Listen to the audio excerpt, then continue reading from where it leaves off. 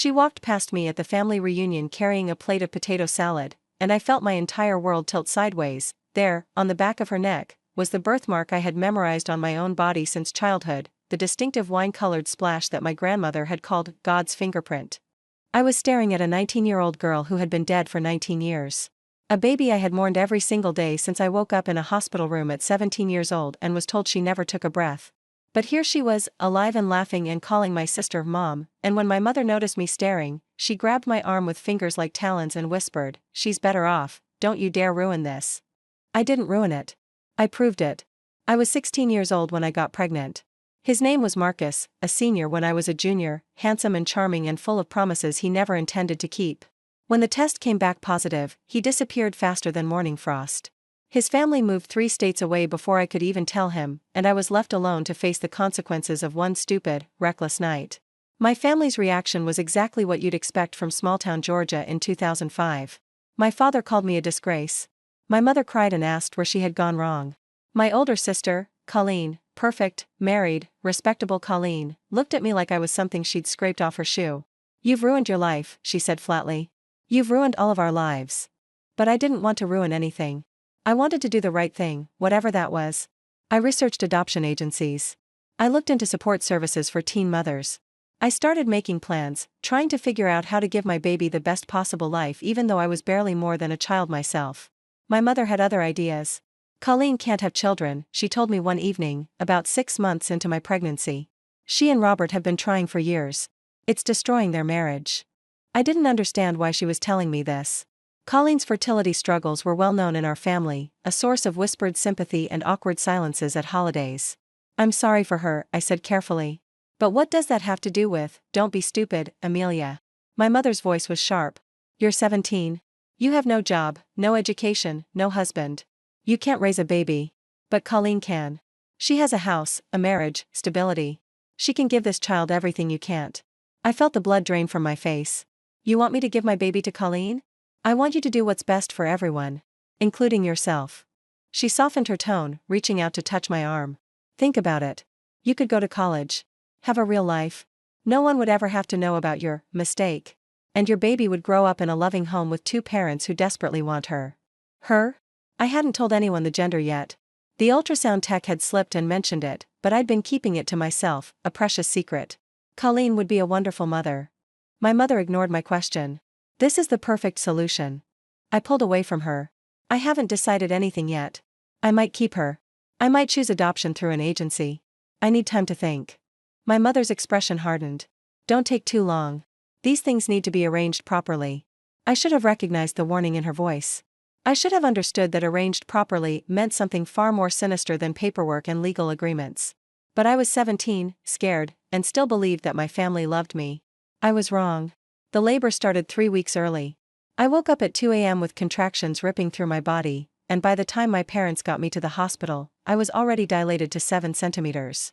Everything happened so fast, the sterile lights, the masked faces, the pain that consumed my entire existence. I remember pushing. I remember screaming. I remember the moment when the pressure finally released and I heard, nothing. No cry. No wail. Nothing. "Where is she?" I was gasping, trying to sit up, trying to see. "Why isn't she crying? Is she okay?" The doctor's face was grave. The nurses were moving around the room with quiet efficiency, doing things I couldn't see, blocking my view. "I'm so sorry," the doctor said. The cord was wrapped around her neck. She was stillborn. There was nothing we could do. I don't remember much after that. I remember screaming. I remember my mother holding me down while a nurse injected something into my fore. I remember darkness, and then waking up hours later in a different room, empty and alone and absolutely shattered. They told me she had been cremated. They told me it was better that way, no funeral, no grave, nothing to prolong the pain. They told me I was young and I would heal and someday I would have other children, living children, children who would fill the hole in my heart. They lied about all of it. I didn't heal. I survived, but I didn't heal. I went through the motions of my senior year like a ghost, barely eating, barely sleeping, barely existing. I went to community college because I couldn't summon the energy to apply anywhere else.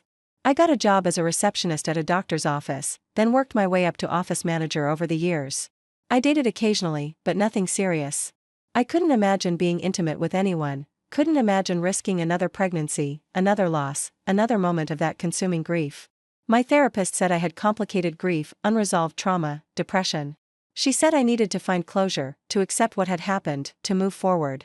But how do you find closure when you never got to hold your child? When you never saw her face? When all you have is a certificate of stillbirth and the ashes your mother claims were scattered in the river behind your childhood home? I named her anyway. In my heart, in my journal, in my prayers, I called her Lily. After the flowers I imagined planting on a grave that didn't exist. For 19 years, I mourned a ghost. And then I saw her at a family reunion, carrying a plate of potato salad, with my birthmark on the back of her neck. The reunion was at my aunt's house in Savannah, a big, sprawling property where the whole extended family gathered every 5 years. I almost didn't go. I had been avoiding family events for years, unable to bear the sight of Colleen's perfect life, her perfect husband, her perfect daughter. Her miracle daughter. Madison had been born, according to family legend, 11 months after my stillbirth. Colleen and Robert had finally succeeded in conceiving after years of trying, a blessing, everyone said, a gift from God after so much heartbreak.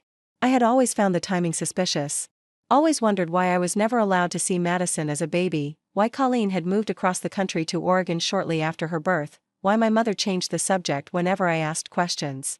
But I never let myself believe what some dark part of me suspected. Until I saw the birthmark. The birthmark was distinctive, a port wine stain roughly the shape of a butterfly, located at the base of the skull where the neck meets the hairline. I had one in exactly the same place.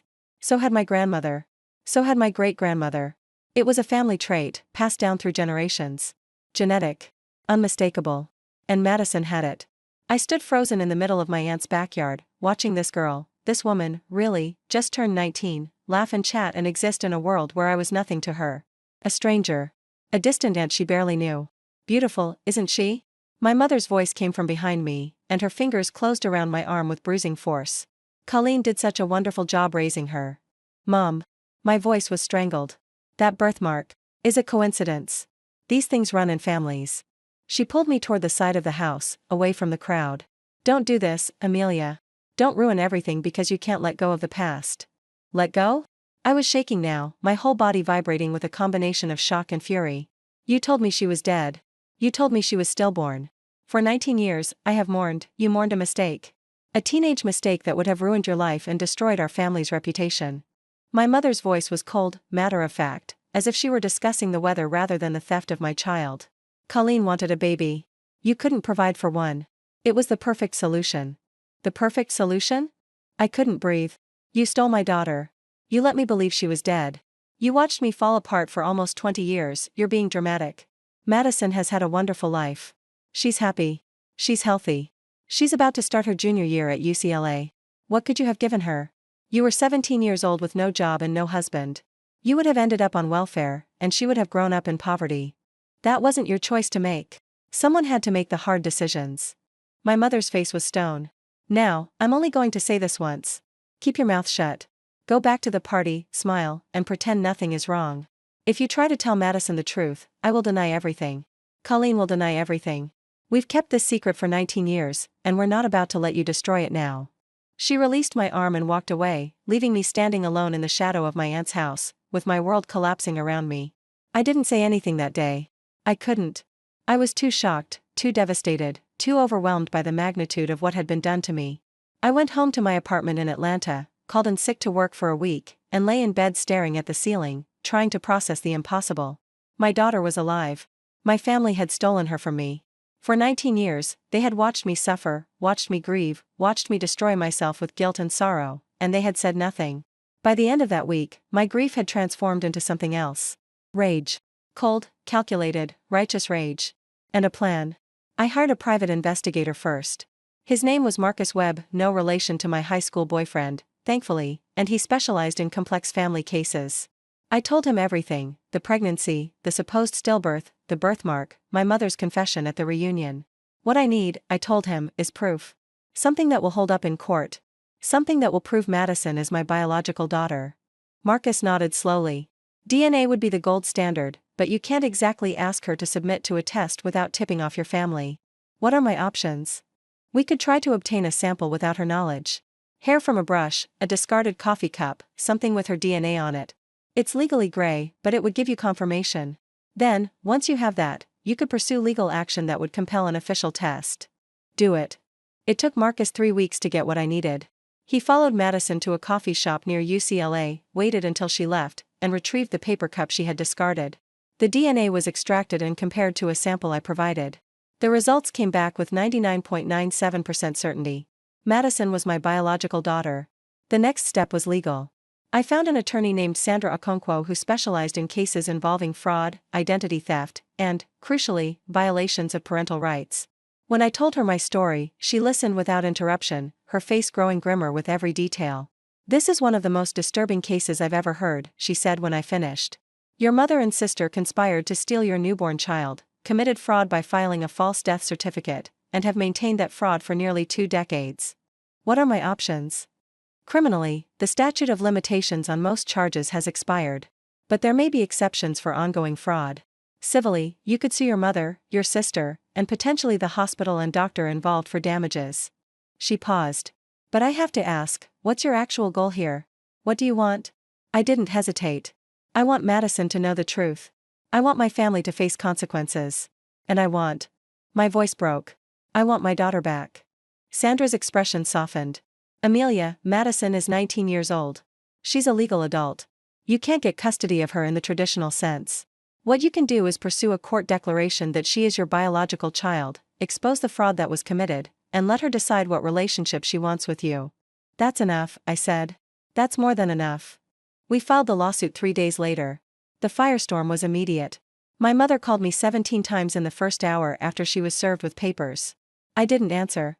Colleen sent me a 5-page email alternating between threats and pleas, insisting that I was destroying an innocent girl's life, that Madison didn't deserve to have her world turned upside down, that I was selfish and cruel and would regret this forever. I saved the email. Evidence of consciousness of guilt, Sandra called it. The hospital where I had given birth was served next. Within 48 hours, their lawyers had contacted Sandra to discuss settlement options. They knew their exposure was massive. A doctor and nursing staff had participated in the theft of a newborn, filed false medical records, and covered up a crime for 19 years. And then came the moment I had been simultaneously dreading and craving. Madison reached out. The email arrived 3 weeks after the lawsuit was filed. "My name is Madison Brenner. My parents told me yesterday that there's a woman claiming to be my biological mother. They say she's lying, that she's mentally ill, that this is all a misunderstanding. But they won't look me in the eye. They won't answer my questions. And when I asked to see my birth certificate, my mother started crying and left the room. I don't know what to believe. I don't know who to trust. But I need to know the truth. Will you talk to me?" I stared at that email for an hour, tears streaming down my face, trying to find the right words. Finally, I wrote back. "Madison, I have waited 19 years to talk to you. I will tell you everything, every single detail of what happened, what I know, what I believe. And I will prove all of it. But first, I need you to understand something. I am not trying to destroy your life. I am trying to reclaim mine. You were taken from me when I was 17 years old, told I was dead, and I have mourned you every day since. I don't expect you to love me. I don't expect you to call me Mom. I just need you to know the truth about where you came from. If you're willing to meet, I'll come to you. Anywhere, anytime. Just say the word." She replied within the hour. "There's a coffee shop near my apartment. Tomorrow, 2 p.m. Come alone." Madison looked exactly like me at 19. Same dark hair. Same gray eyes. Same stubborn set to her jaw. She was sitting in the back corner of the coffee shop when I arrived, her hands wrapped around a mug she wasn't drinking from, her face pale with stress and uncertainty. I sat down across from her, and for a long moment, we just looked at each other. "You have the birthmark," she said finally. "On your neck. I saw it in pictures when I was researching you." I turned my head, showing her the port wine stain at my hairline. "My grandmother had one too. So did her mother. It runs in the family. I always wondered where mine came from. She stopped, swallowed. "Colleen and Robert don't have anything like it. Neither do any of their relatives. Because you're not related to them by blood. You're related to me." Madison's hands tightened around her mug. "Tell me what happened. Everything. From the beginning." So I did. I told her about Marcus, about the pregnancy, about my family's reaction. I told her about my mother's pressure to give the baby to Colleen, about my refusal to commit, about the early labor and the chaos at the hospital. I told her about waking up to the news that she had been stillborn, about the cremation I was never allowed to witness, about the 19 years of grief that had shaped every aspect of my life. And I told her about the reunion. The birthmark. My mother's confession. "She told me not to ruin things," I said. "She told me Madison was better off. She told me I was being dramatic, that I should keep my mouth shut and pretend nothing had happened. Madison was crying now, silent tears streaming down her cheeks. But she's my grandmother. Colleen is my mother. They've loved me my whole life. They've loved you, I agreed. I don't doubt that. But their love was built on a crime, Madison. They stole you from me. They let me suffer for almost 2 decades. They lied to you about who you are and where you came from. Why? Her voice was anguished. Why would they do something like that? Because Colleen wanted a baby and couldn't have one. Because my mother was ashamed of her teenage daughter's pregnancy. Because it was easier to take what they wanted than to consider what it would cost me. I reached across the table, not quite touching her hand. I don't expect you to choose sides. I don't expect you to hate them or love me. I just needed you to know the truth. Whatever you do with that truth is up to you. Madison stared at the table for a long time. I want the DNA test, she said finally. A real one, legal, official. I need to know for sure. Already arranged. Sandra Okonkwo, my lawyer, can have it done tomorrow if you're willing. Tomorrow? Madison nodded slowly. Okay. Tomorrow. The DNA test confirmed what we both already knew. Madison was my biological daughter. The results were indisputable, irrefutable, documented by one of the most respected genetic testing laboratories in the country. Armed with this proof, Sandra accelerated the legal proceedings.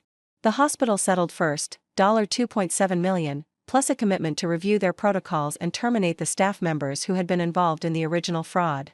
Most of those people had retired or moved on, but the institution's liability was clear. My mother and sister were next. They tried to fight it, of course. They hired expensive lawyers who filed motion after motion, trying to delay, to dismiss, to bury the truth under mountains of legal procedure. But Sandra was relentless, and the evidence was overwhelming. The custody hearing, really more of a formal legal recognition of parentage, took 3 hours. 3 hours to undo 19 years of lies. The judge reviewed the DNA evidence, the medical records Sandra had subpoenaed, the testimony of experts who confirmed that the stillbirth documentation was fraudulent. He listened to my statement about what had happened, about the trauma I had endured, about the years stolen from me. And then he ruled. Madison Brenner was legally declared to be Madison Amelia Thornton, my daughter, born 19 years ago at a hospital in Savannah, Georgia, and illegally taken from me through fraud and deception. The birth certificate was corrected. The record was set straight. And for the first time in 19 years, I was officially a mother. My mother and sister were charged with fraud, conspiracy, and falsifying legal documents. The criminal case took another year to work through the system. They both pleaded guilty to lesser charges in exchange for reduced sentences. My mother received 3 years probation and mandatory counseling, while Colleen received 5 years probation and was required to pay restitution. It wasn't enough. It would never be enough. But it was something. It was public acknowledgement of what they had done. It was their names in court records, their faces in news articles, their reputations destroyed by their own actions. My mother tried to contact me once, after the sentencing. She sent a letter through her lawyer, a pathetic, self-serving document full of excuses and justifications. She had done it for my own good. She had done it for the family. She had done it because she loved me and knew what was best. I burned the letter without reading past the first paragraph. Some bridges are meant to stay destroyed. Madison and I are still learning how to be family. It's not easy. She's an adult with her own life, her own identity, her own complicated feelings about everything that happened. She spent 19 years believing Colleen was her mother, loving her, trusting her, and discovering the truth has been devastating for her in ways I can only imagine. She's in therapy now. So am I. Sometimes we go to sessions together, working through the trauma with a professional who specializes in cases like ours, cases where families are torn apart and rebuilt from the wreckage of lies. Madison calls me Amelia, not Mom. I don't push her to change that. I'm grateful just to know her, to hear her voice, to see her face across a table. And know that she's real, she's alive, she's the daughter I mourned for 19 years. Last month, she came to visit me in Atlanta. We went to the river behind my childhood home, the place where my mother claimed to have scattered the ashes of my stillborn baby. Madison held my hand as I stood on the bank, finally understanding the full horror of what had been done. She never scattered ashes here, Madison said quietly. There were never any ashes. Because I was never dead. I know. My voice was thick with tears. But I came here every year on your birthday. I threw flowers in the water and cried and talked to you like you could hear me. I can hear you now. I turned to look at her, my daughter, my miracle, my Lily who had been stolen and returned after almost 2 decades. I have so much time to make up for, I said. So many birthdays. So many conversations we should have had. We have time now. Madison squeezed my hand. We have the rest of our lives. People ask me sometimes if I have regrets. Do I regret pursuing the truth, even though it destroyed my family? Do I regret putting Madison through the trauma of discovering her entire life was a lie? Do I regret the pain, the legal battles, the years of grief that can never be returned? The answer is no. I regret that any of it was necessary. I regret that my mother and sister were capable of such cruelty. I regret that I spent 19 years mourning a child who was alive and growing and becoming a person I never got to know. But I don't regret fighting for the truth. I don't regret refusing to let it go like my mother wanted. I don't regret proving what was done to me and making sure there were consequences. Because the truth matters. It matters more than convenience, more than family reputation, more than the comfort of people who profit from lies. My daughter was stolen from me on the day she was born. She was given to another woman and raised as someone else's child. I was told she was dead, and I believed it, and I let that grief shape my entire existence. But she wasn't dead. She was alive. And now she knows who she is. That knowledge was worth every battle, every tear, every moment of pain. My name is Amelia Thornton. I am a mother. And no one will ever take that from me again.